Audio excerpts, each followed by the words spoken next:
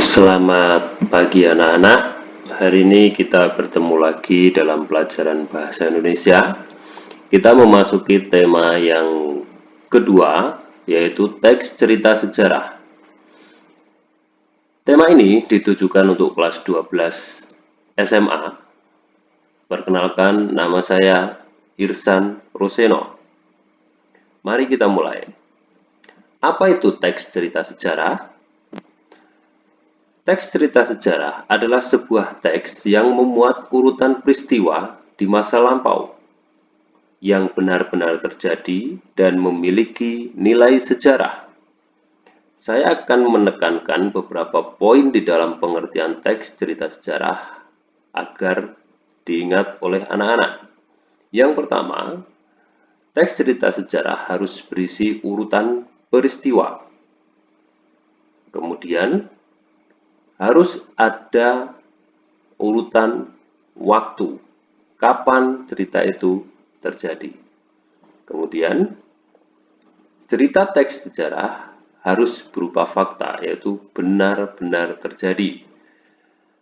Dan yang terakhir, memiliki nilai sejarah. Sebuah teks cerita sejarah itu akan dikatakan berarti atau bermanfaat apabila memiliki nilai sejarah.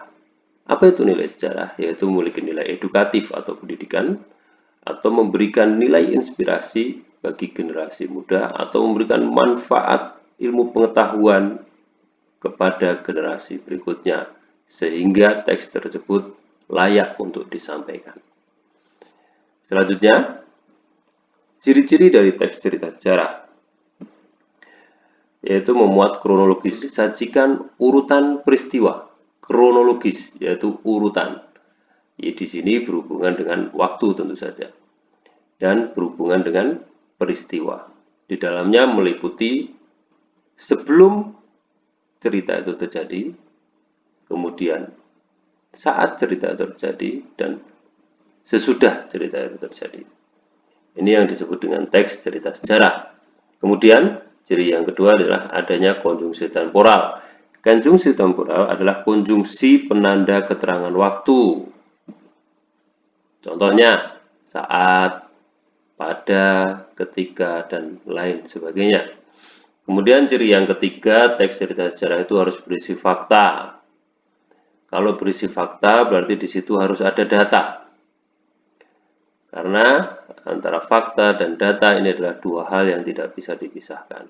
Nah, cara menggali data di dalam teks cerita sejarah itu sama seperti menggali data dalam teks yang lain, yaitu menggunakan 5W plus 1H. Nah, ada satu lagi yang baru, yaitu orang menyebutnya sebagai metode pemahaman jitu. Di sini disampaikan adiksimba. Nah, apa itu adiksimba? Yaitu apa, di mana, kapan, siapa, mengapa, bagaimana. Nah, itu cara yang bisa digunakan untuk menggali data dalam teks cerita sejarah. Selanjutnya, struktur teks cerita sejarah yang pertama adalah orientasi. Orientasi atau disebut juga sebagai pengenalan atau pengantar. Biasanya, bagian orientasi ini berada di paragraf pertama atau di awal paragraf. Namun tidak menutup kemungkinan bukan hanya di paragraf pertama. Apabila teks orientasi itu berisi dua paragraf, berarti orientasi itu bisa di paragraf pertama dan paragraf kedua. Tetapi pada intinya pengenalan atau pengantar ini berada di awal paragraf kedua, yaitu urutan peristiwa. Teks cerita sejarah harus memiliki urutan peristiwa. Nah, ini biasanya berada di paragraf isi. Di dalamnya terdapat urutan waktu yang secara kronologis dari awal sampai akhir. Kemudian yang terakhir adalah reorientasi atau disebut juga sebagai penutup. Isinya pendapat penulis tentang sejarah yang disampaikan. Nah, Bapak akan memberikan contoh. Yang pertama, bagian orientasi. Nah, di sini saya menghadirkan sebuah teks yang judulnya adalah sejarah singkat tentang internet. Bagian yang kalian lihat ini adalah bagian pengenalan atau bagian pengantar. Biasanya berupa definisi. Saya hanya mengambil sepotong dari isi orientasi. Internet merupakan jaringan komputer yang dibentuk oleh Departemen Pertahanan Amerika Serikat di tahun 1969 melalui proyek ARPA yang disebut ARPANET. Nah, ini adalah bagian dari orientasi atau pengantar. Biasanya di sini berupa definisi tentang sejarah apa yang mau disampaikan, kemudian berikutnya adalah bagian urutan peristiwa. Nah, di sini sudah ada urutan kronologis waktu karena di sini adalah bagian urutan peristiwa. Kalian bisa lihat pada huruf yang berwarna kuning. Pada mulanya, ARPANET pada mulanya ini adalah bermakna waktu. Kemudian paragraf yang kedua, tidak lama kemudian proyek ini berkembang pesat di seluruh daerah. Tidak lama kemudian berhubungan dengan waktu. Dan yang di bawah ada kata kemudian, yaitu urutan peristiwa. Nah, ini adalah contoh dari isi bagian urutan peristiwa. Nah, yang terakhir adalah bagian reorientasi yang berisi pendapat. Sekarang internet sudah menjadi hal yang sangat penting bagi manusia. Contohnya untuk siswa sekolah, mereka bisa mendapatkan informasi yang tidak ada di perpustakaan sekolah. Semua itu bisa asalkan mereka mempunyai koneksi internet. Nah, anak-anak, demikian tadi penjelasan singkat dan ringkas mengenai teks cerita sejarah. Semoga bermanfaat dan tetap semangat belajar daring, tetap jaga diri dan jaga kesehatan. Salam dari saya, terima kasih dan selamat pagi. Para siswa kelas 12, apa kabar Anda hari ini? Semoga sehat semua ya. Hari ini kita masih tetap mengadakan pembelajaran kita dari rumah karena keadaan dan situasi yang belum memungkinkan bagi kita untuk bertatap muka. Baik, sebelum kita melaksanakan pembelajaran kita, terlebih dahulu pastikan bahwa Anda telah terhubung dengan internet Anda dan semua alat-alat pembelajaran Anda telah tersedia. Anda siap? Iya. Kalau Anda sudah siap, sebelum kita belajar, mari kita berdoa menurut agama dan kepercayaan kita masing-masing. Silakan.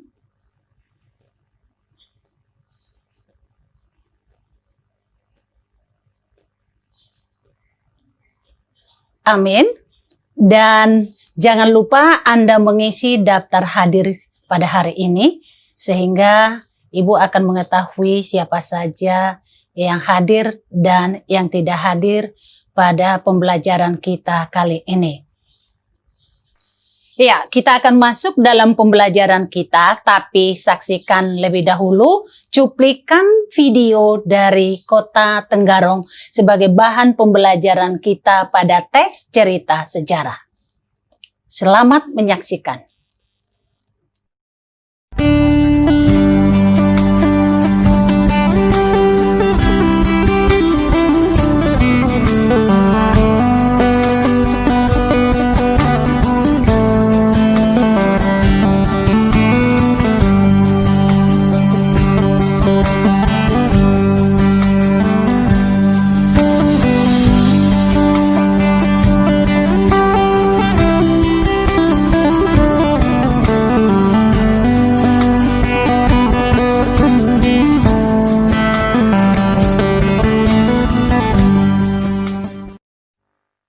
Baiklah, setelah kita menyaksikan teks video tadi, itu adalah bahan pembelajaran yang akan kita bahas bersama dalam diskusi kita nanti. Dan Anda masing-masing akan memberikan pendapat Anda masing-masing kepada Ibu, bagaimana tanggapan Anda. Tapi sebelum itu, mari kita akan mempelajari terlebih dahulu hal-hal apa yang akan kita peroleh pada hari ini. Yang pertama, kita harus mengetahui tentang tujuan pembelajaran. Tujuan pembelajaran itu adalah agar setiap peserta didik memahami tentang struktur teks cerita sejarah, ciri-ciri teks cerita sejarah, kemudian fungsi cerita sejarah, dan nilai-nilai teks cerita sejarah, dan kaidah kebahasaan teks cerita sejarah. Yang berikutnya, materi pokok dalam pembelajaran kita pada saat ini yang pertama, pengertian teks cerita sejarah.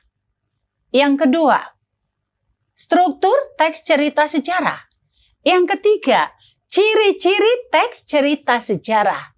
Yang keempat, nilai-nilai yang terkandung dalam teks cerita sejarah. 5, fungsi teks cerita sejarah. Dan yang keenam adalah kaidah kebahasaan teks cerita sejarah. Ya, baik. Ibu akan menjelaskan kepada Anda satu persatu dari materi pokok kita.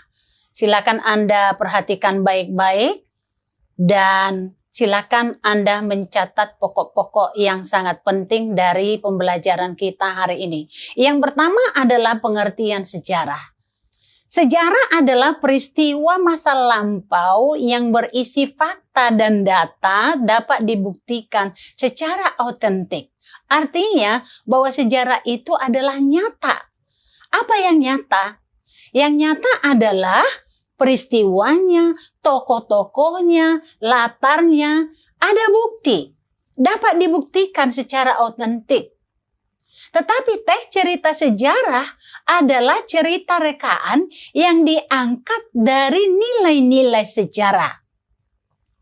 Teks cerita sejarah ini menggambarkan misalnya mitos-mitos seperti mitos tentang terjadinya sebuah daerah, mitos tentang sebuah pahlawan atau seseorang.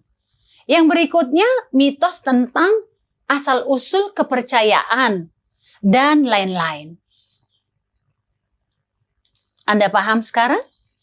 Yang berikut, ciri-ciri teks cerita sejarah. Ciri-ciri teks cerita sejarah itu ada yang disebut dengan kronologis. Kronologis artinya bahwa teks cerita sejarah itu diuraikan secara berurut menurut ketentuan keterangan waktu dari awal hingga akhir. Yang kedua, sering menggunakan konjungsi temporal. Pengertian konjungsi temporal adalah konjungsi yang menggunakan kata penghubung masa silam. Misalnya, pada, saat, ketika, dan sebagainya. Teks cerita sejarah dengan ciri yang ketiga adalah sering recount. Recount artinya cerita ulang. Dan yang keempat, bahwa cerita teks sejarah itu bisa berupa fakta dan bisa berupa fiksi. Tapi jika fiksi tetap berlandaskan atau berlatar belakangkan tentang fakta-fakta sejarah. Ya, demikian penjelasan Ibu. Anda paham sekarang? Ya, yang berikutnya kita akan membahas tentang struktur teks cerita sejarah. Struktur teks cerita sejarah itu terdiri dari abstrak dan orientasi. Kemudian ada komplikasi, ada klimaks, ada resolusi, dan ada koda. Apa artinya abstrak? Abstrak adalah ringkasan. Ringkasan dari cerita. Kemudian abstrak ini opsional, boleh ada, boleh tidak. Yang berikutnya orientasi. Orientasi itu adalah pembuka yang berisi pengenalan. Pengenalan akan peristiwa, pengenalan akan tokoh, dan pengenalan akan latar. Yang berikut adalah komplikasi. Komplikasi adalah rangkaian peristiwa dari peristiwa yang satu menimbulkan peristiwa yang lain. Dan jika peristiwa itu sudah memuncak, itulah yang disebut dengan klimaks. Jadi klimaks adalah peristiwa puncak dengan intensitas masalah tertinggi. Kalau masalah itu sudah pada puncak, tentu saja pasti menurun. Dan jika peristiwa-peristiwa itu telah mengarah pada penyelesaian, maka itulah yang disebut dengan resolusi. Jadi resolusi itu adalah ada di dalamnya pemecahan masalah. Sudah mulai ada titik temu dari sebuah permasalahan. Kemudian permasalahan itu akan selesai yang kita sebut dengan koda. Jadi koda adalah penutup. Penutup itu sering menggambarkan dari pesan moral atau amanat yang ada di dalam teks cerita sejarah.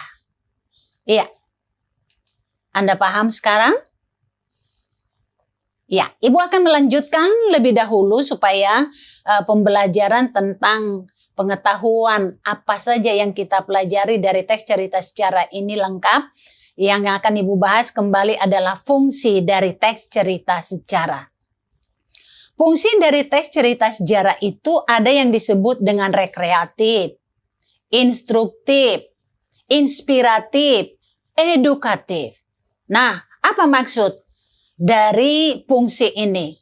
Ya, fungsi rekreatif artinya bahwa teks cerita sejarah setelah pembaca memahami dan menikmati teks cerita sejarah, pembaca itu memperoleh hiburan, rekreasi dari sebuah cerita teks sejarah tersebut.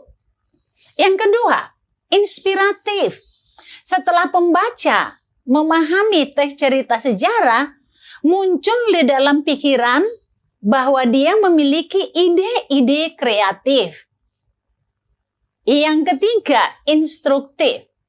Pembaca dapat merekonstruksi sejarah dengan sudut pandang yang berbeda. Dan yang terakhir, edukatif.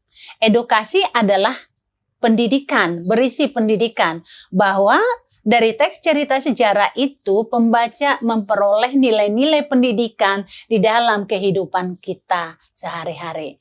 Ya. Itu penjelasan Ibu tentang fungsi teks cerita sejarah. Yang berikutnya adalah kebahasaan dari teks cerita sejarah. Ya, yang pertama ada disebut pronomina. Pronomina, ya ini berasal dari bahasa Inggris ya. Tapi kita Indonesiakan dengan pronomina. Kata ganti.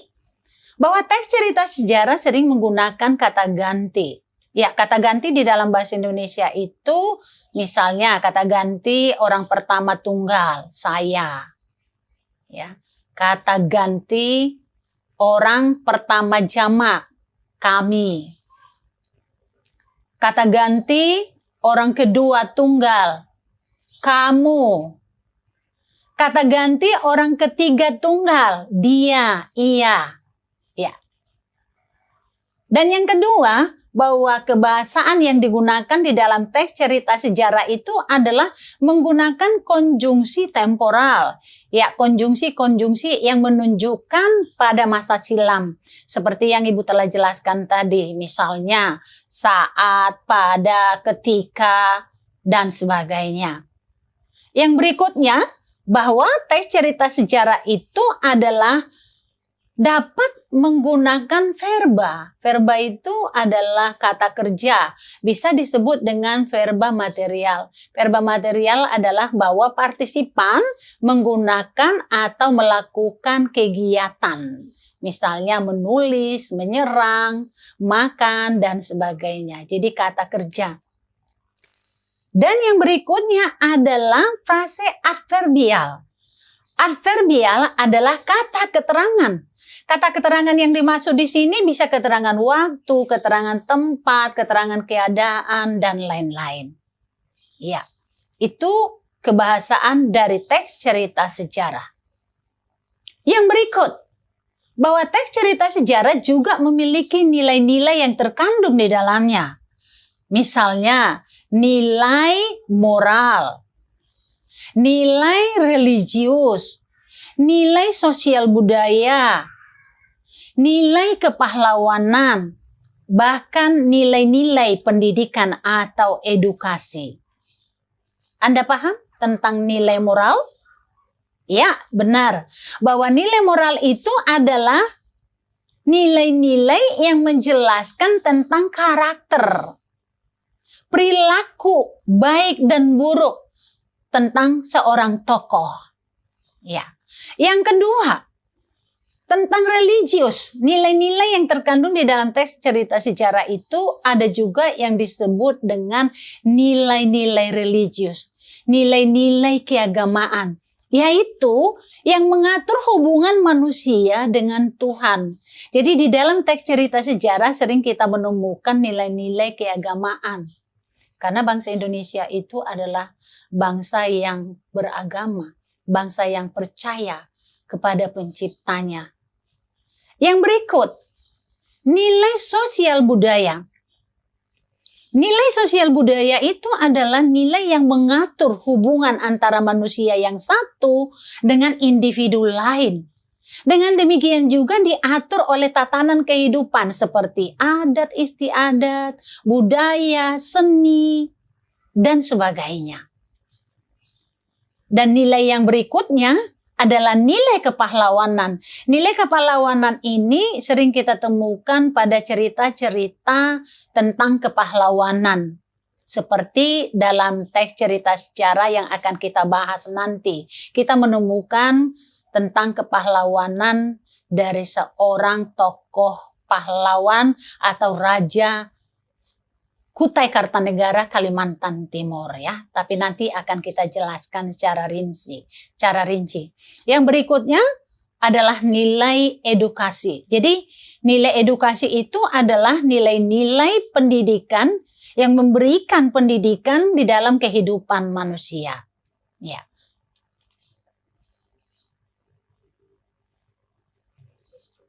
Baiklah, kita akan melihat sebuah teks cerita sejarah yang berasal dari Kalimantan Timur.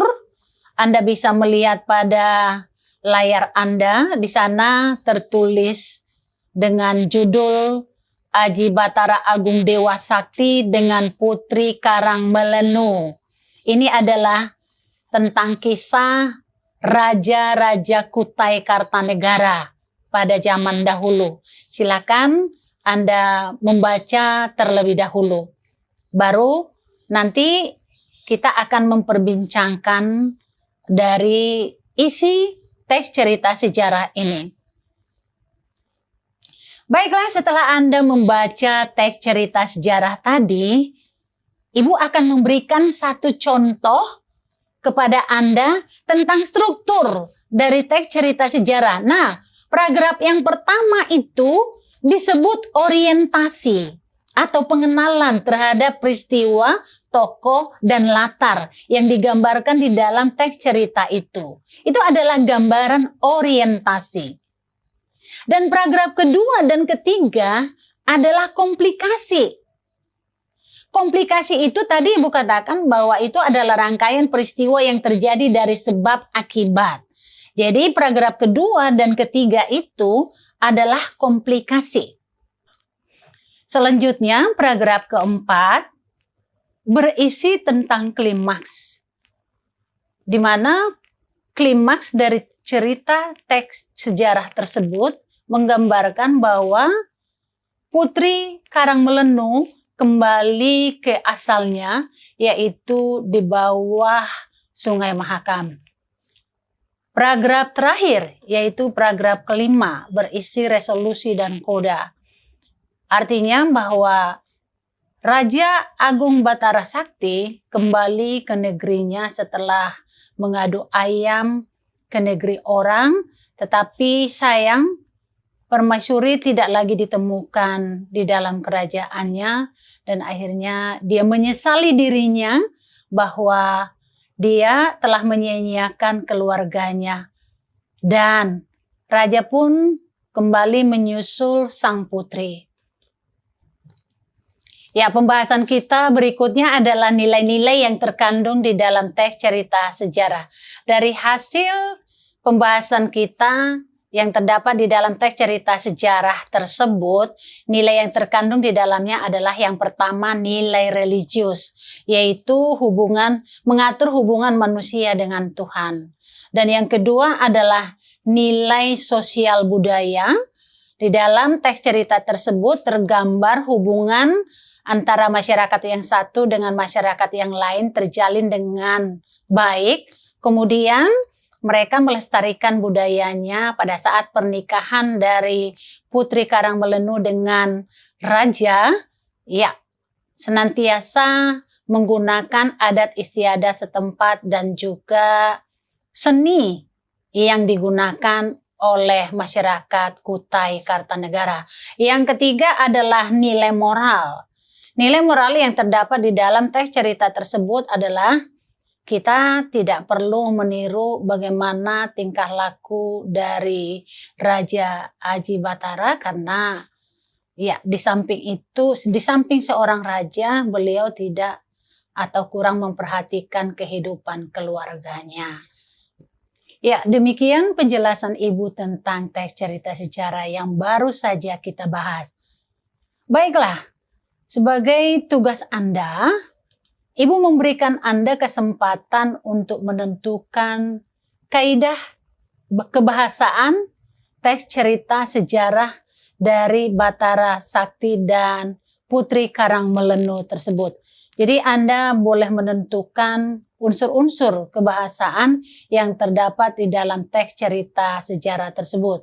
Anda boleh mengirimkannya ke Ibu lewat WA kita dan nanti Ibu akan memeriksanya.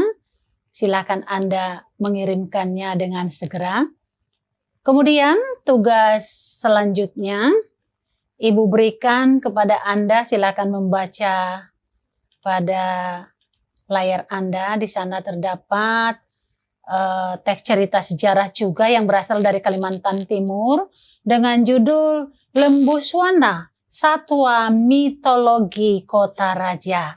Nah, hal yang Anda bahas di dalam teks cerita sejarah ini adalah yang pertama, analisislah struktur teks cerita tersebut.